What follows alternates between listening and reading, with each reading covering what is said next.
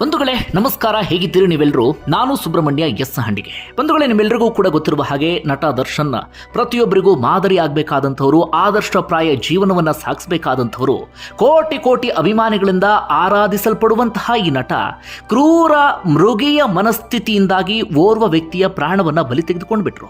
ಸದ್ಯ police ಕಸ್ಟಡಿಯಲ್ಲಿದ್ದಾರೆ, police ವಿಚಾರಣೆಯನ್ನು ಎದುರಿಸ್ತಾ ಇದ್ದಾರೆ. ದರ್ಶನ್ ರ ಈ ಕೃತ್ಯದಿಂದಾಗಿ ಸಾಕಷ್ಟು ಫ್ಯಾಮಿಲಿ ಇದೀಗ ಸಫರ್ ಆಗ್ತಾ ಇದೆ. ಒಂದು ರೇಣುಕಾ ಸ್ವಾಮಿ ಎನ್ನುವಂಥ ವ್ಯಕ್ತಿಯ ಫ್ಯಾಮಿಲಿ ಯಾವ ರೀತಿಯಾಗಿ ಕಷ್ಟದಲ್ಲಿ ಸಿಕ್ಕಾಕೊಂಡಿದೆ ನಿಮ್ಮೆಲ್ಲರಿಗೂ ಕೂಡ ಗೊತ್ತಿದೆ.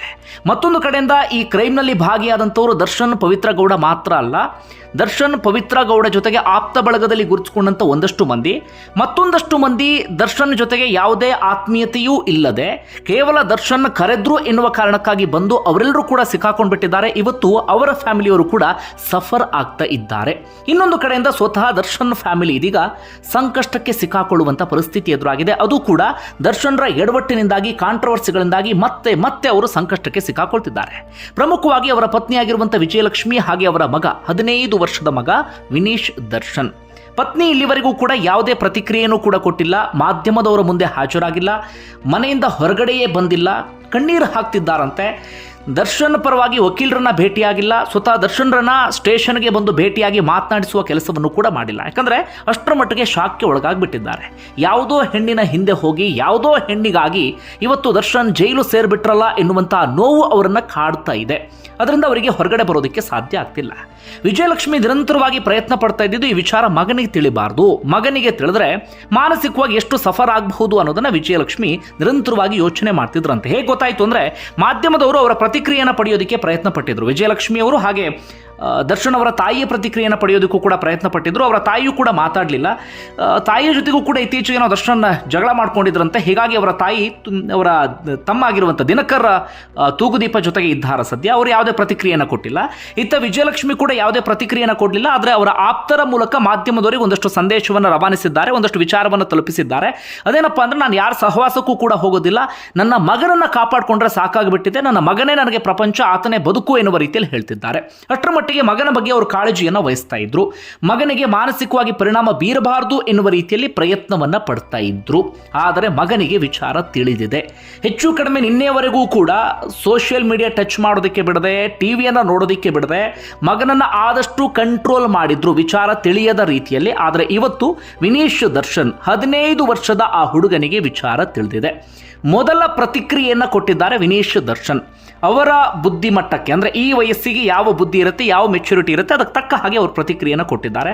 ವಿನೀಶ್ ದರ್ಶನ್ ಹೇಳ್ತಿದ್ದಾರೆ, ಈ ಸಂದರ್ಭದಲ್ಲಿ ನನ್ನ ತಂದೆಯ ವಿರುದ್ಧ ನೀವೊಂದಷ್ಟು ಅಫೆನ್ಸಿವ್ ವರ್ಡನ್ನು ಬಳಸ್ತಾ ಇದ್ದೀರಿ, ಕೆಟ್ಟದಾಗಿ ಕಾಮೆಂಟ್ಸನ್ನು ಹಾಕ್ತಾ ಇದ್ದೀರಿ, ನನ್ನ ತಂದೆಗೆ ಬಾಯಿಗೆ ಬಂದ ಹಾಗೆ ಬೈತಾ ಇದ್ದೀರಿ. ಇದು ಎಷ್ಟರ ಮಟ್ಟಿಗೆ ಸರಿ?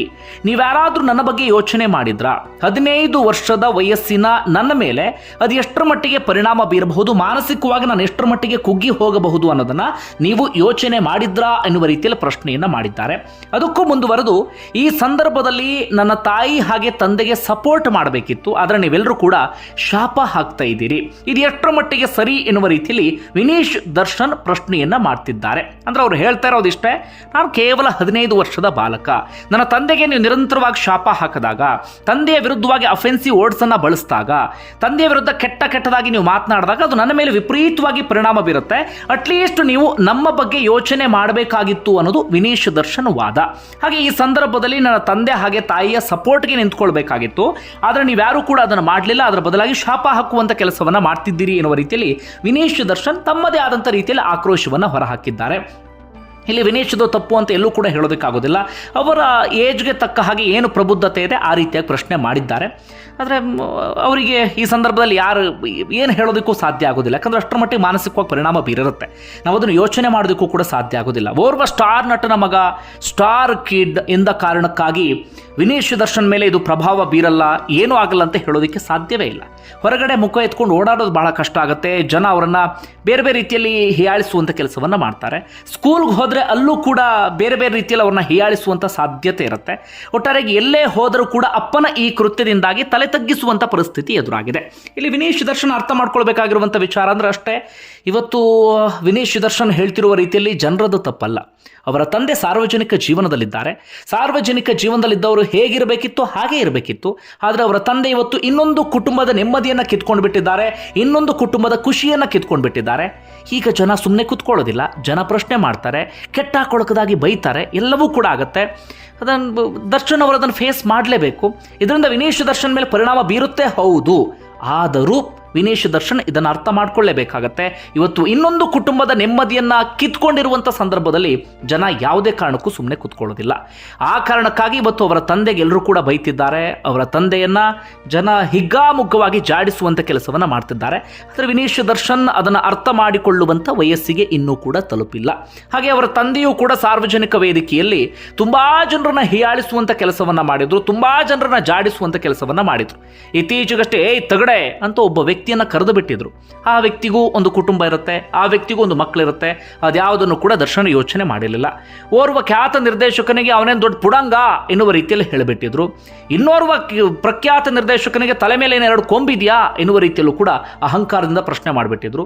ನಾವೇನಿದ್ರು ತಲೆನೇ ಕಡಿಯೋದು ಅಂತ ಮಾಸ್ ಡೈಲಾಗನ್ನು ಸಾರ್ವಜನಿಕ ಜೀವನದಲ್ಲಿ ಇಟ್ಕೊಂಡು ಕೊಟ್ಟುಬಿಟ್ಟಿದ್ರು.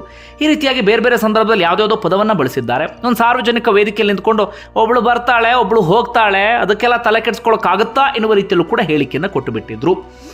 ಏನು ಮಾಡೋದಕ್ಕಾಗೋದಿಲ್ಲ. ತಂದೆ ಅವತ್ತೆಲ್ಲವನ್ನು ಕೂಡ ಮಾಡಿಬಿಟ್ಟಿದ್ದಾರೆ. ಇವತ್ತು ಅನುಭವಿಸಲೇಬೇಕಾಗತ್ತೆ. ಯಾಕಂದರೆ ಎಲ್ಲದಕ್ಕೂ ಕೂಡ ಒಂದಲ್ಲ ಒಂದು ರೀತಿಯಲ್ಲಿ ರಿಟರ್ನ್ ಅನ್ನೋದಿದ್ದೇ ಇರುತ್ತೆ. ಅವರ ತಂದೆಗೂ ಕೂಡ ಇವತ್ತು ರಿಟರ್ನ್ ಆಗ್ತಾ ಇದೆ. ಆದರೆ ವಿನೇಶ್ ದರ್ಶನ್ಗೆ ಇದ್ಯಾವುದನ್ನು ಕೂಡ ಅರ್ಥ ಮಾಡಿಕೊಳ್ಳುವಂಥ ವಯಸ್ಸಾಗಿಲ್ಲ. ಹೌದು, ಸಹಜವಾಗಿ ಮಾನಸಿಕವಾಗಿ ಸಾಕಷ್ಟು ಪರಿಣಾಮ ಬೀರುತ್ತೆ. ಇದು ಪ್ರಥಮ ಘಟನೆಯೂ ಕೂಡ ಅಲ್ಲ. ಅವರ ತಾಯಿಯ ಮೇಲೆ ಹಲ್ಲೆ ಆಗುತ್ತೆ 2011ರಲ್ಲಿ, ಅವರ ತಾಯಿಯ ಮೇಲೆ ಹಲ್ಲೆ ಆಗುತ್ತೆ 2016ರಲ್ಲಿ, ಅವರ ತಾಯಿಯ ಮೇಲೆ ಹಲ್ಲೆ ಆಗುತ್ತೆ 2017ರಲ್ಲಿ. ತಂದೆ ತಾಯಿಯ ಒಂದಷ್ಟು ಕಿತ್ತಾಟವೂ ಕೂಡ ಮಗನ ಮೇಲೆ ಪರಿಣಾಮ ಬೀರಿತ್ತು.